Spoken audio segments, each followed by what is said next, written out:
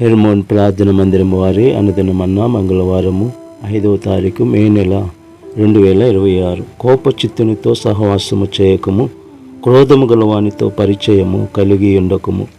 సామెతల గ్రంథము 22వ అధ్యాయము 24వ వచనములో.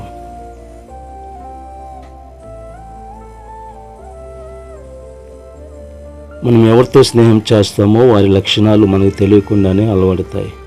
మీరు ఒక కోపిష్టితో నిరంతరం ఉంటే వారి ప్రతి చిన్న విషయానికి స్పందించే తీరు, వాడే పదజాలం మీపై ప్రభావం చూపితే చివరికి మీరు కూడా శాంతాన్ని కోల్పోయి వారిలాగే ఆవేశపడుతూ మొదలు పెడతారు.